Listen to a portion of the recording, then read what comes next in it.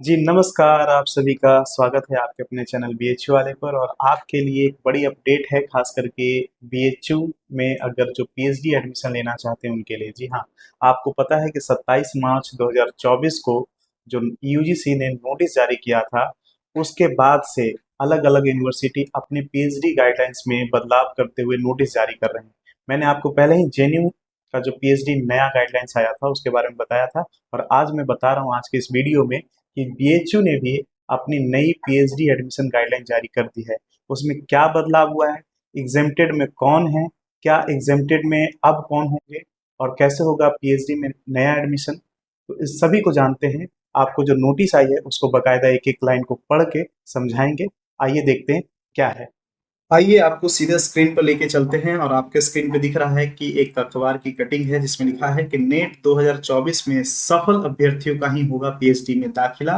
यानी पीएचडी 2024 में पुराने नेट पास अभ्यर्थियों को मौका नहीं मिलेगा। आखिर ऐसा अखबार में क्यों निकला है, क्या है मतलब, हम सीधा आइए रुक करते हैं नोटिस का। आपको मैंने बताया था कि बीएचयू वाले, अगर आप, ये पोर्टल है बीएचयू वाले पोर्टल पे आप देख सकते हैं कि बीएचयू पीएचडी 2024-25 एडमिशन नोटिफिकेशन आया हुआ है। और ये नोटिस क्या है, अगर आप इस पे क्लिक करेंगे तो सीधा आप चले आएंगे नोटिस पे, और नोटिस जो है आपके सामने स्क्रीन पे है। देखिए, सबसे पहले मैं आपको बता देना चाहता हूँ कि ये लिखा हुआ क्या है, उसको मैं आपको समझा देता हूँ कि 27 मार्च, जी हाँ, क्या 27 मार्च के जो यूजीसी की नोटिस आई थी उसके मद्देनजर सभी सेंट्रल यूनिवर्सिटी अपना अपना क्या कर रहे हैं, पीएचडी रिवाइज प्रोग्राम्स जारी कर रहे हैं। जेएनयू ने पहले कर दिया, उस पर हम लोग ने वीडियो बना दिया था। अब बीएचयू की बारी थी तो बीएचयू ने भी अपना पीएचडी प्रोग्राम जारी कर दिया। इसने कहा कि भाई हमारे यहाँ दो मोड में रिसर्च होंगे पीएचडी के लिए, यानी अगर पीएचडी एडमिशन की बात हो रही है तो वो दो मोड में होगा, एक रेट मोड में होगा और एक रेट एग्जेम्प्टेड मोड में होगा। ठीक ना जी, देखिए लिखा हुआ है रेट एग्जेम्प्टेड मोड और एक रिसर्च एंट्रेंस टेस्ट मोड, जिसको रेट कहते हैं। जो JRF qualified candidate shall be eligible for consideration under the rate exempted mode only.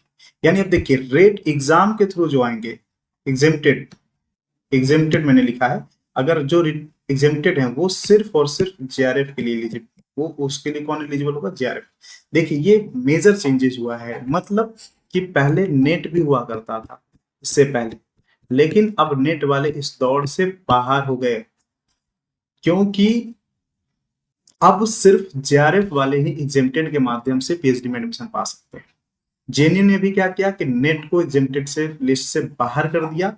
अब सिर्फ जेआरएफ वाले एलिजिबल हैं एग्जेम्प्टेड मोड के। एग्जेम्प्टेड सीट क्या होता है कि भाई आप में वहां पे एंट्रेंस टेस्ट नहीं देना होता, आपका सिर्फ वाइवा हो सकता है, या फिर एक रिसर्च एबिलिटी टेस्ट हो सकती है, या प्रोपोजल का टेस्ट हो सकता है।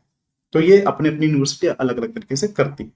ठीक, और ये रेट का मतलब कि आपको कोई एंट्रेंस टेस्ट दे के आना होता था, लेकिन अब टेस्ट की जगह पीएचडी के लिए जो अब नेट जेआरएफ के लिए टेस्ट होता है, एग्जाम होता है, उसी का स्कोर कार्ड इस्तेमाल होगा। ठीक, आइए विस्तार से जानते हैं दूसरा पॉइंट क्या है, देख लेते हैं कि वैलिडिटी क्या होगी, कब तक होगी। दूसरा कहा गया है कि जो JRF qualified candidate as well as the candidate of second category and third category, वो एलिजिबल होंगे consideration under the rate mode के लिए। देखिए, ये जो पहला मोड है भाई साहब जेआरएफ के लिए, यानी एग्जेम्प्टेड वाला, रेट एग्जेम्प्टेड वाला, वो तो सिर्फ जेआरएफ के लिए होगा, सिर्फ और सिर्फ जेआरएफ के लिए एक। लेकिन रेट है ये सबके लिए ओपन है। ये जेआरएफ वाले भी अगर चाहते हैं कि हम इस सीट पे फाइट करें तो वो भी आ सकते हैं। बाकी सेकंड कैटेगरी यानी जो सिर्फ नेट वाले थे वो भी आ सकते हैं। और तीसरा, जो अब तीसरी नई कैटेगरी बनी है जिनका सर्टिफिकेट पे पीएचडी एडमिशन की एलिजिबिलिटी लिखी रहेगी, वो, ये तीनों इस मोड से आ सकते हैं। लेकिन जब इस मोड से जिनका एग्जाम होगा, ध्यान रखिएगा ये बड़ा इंपॉर्टेंट है, इस मोड से जो एंट्रेंस पीएचडी एडमिशन में जाएंगे उनकी सर्टिफिकेट की जो वैलिडिटी होगी, उनका जो स्कोर कार्ड होगा, वो सिर्फ 1 ईयर के लिए वैलिड होगा, 1 ईयर के लिए।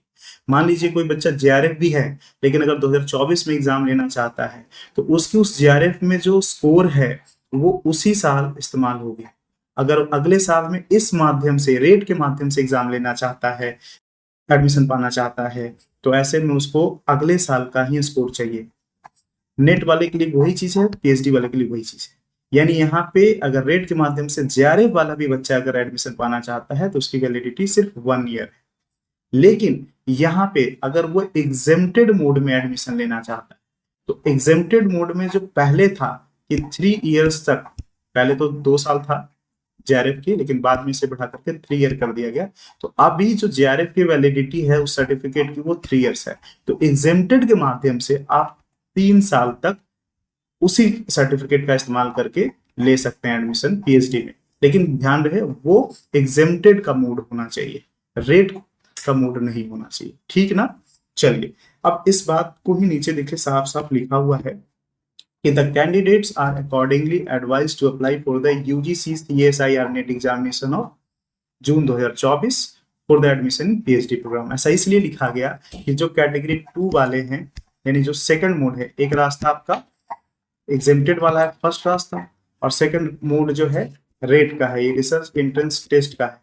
अब ये सबके लिए ओपन है, चाहे जेआरएफ हो, नेट वाले हो या पीएचडी वाले हो। अगर इस माध्यम से जो भी एडमिशन लेना चाहता है उसका उसी साल का स्कोर कार्ड होना चाहिए, ठीक। अब अगर जो 2024 में एडमिशन लेगा तो उसके पास 2024 का कार्ड, स्कोर कार्ड होना चाहिए। इसलिए सभी को एडवाइस दिया गया है कि वो इसका एग्जाम जरूर दे, ठीक। लेकिन जो एग्जेम्प्टेड वाले हैं, रेट एग्जेम्प्टेड के थ्रू अगर जो सीटें आती है उसके लिए अगर जो फॉर्म अप्लाई करेंगे उसके लिए सिर्फ और सिर्फ अब जेआरएफ वाले बच्चे ही क्या है, एलिजिबल है। तो ये जो मेजर चीज है सीधी सीधी निष्कर्ष के तौर पे कि पहले जेआरएफ और इसके लिए नेट दोनों था, लेकिन अब नेट को काट दिया गया, यानी हटा दिया गया। अब नेट वाले इसके लिए एप्लीकेबल नहीं होंगे, सिर्फ जेआरएफ वाले होंगे।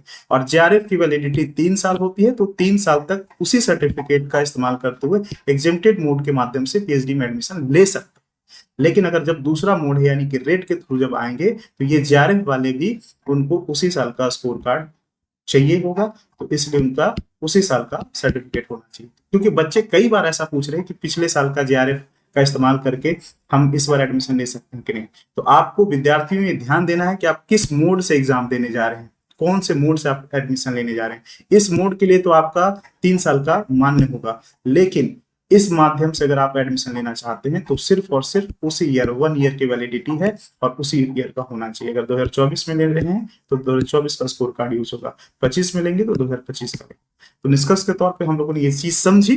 इसके बाद भी अगर कोई डाउट होगा तो आप हमें कमेंट के माध्यम से या मेल के माध्यम से अपना सवाल पूछ सकते हैं। बने रहिए हमारे साथ, प्यार देने के लिए बहुत बहुत धन्यवाद।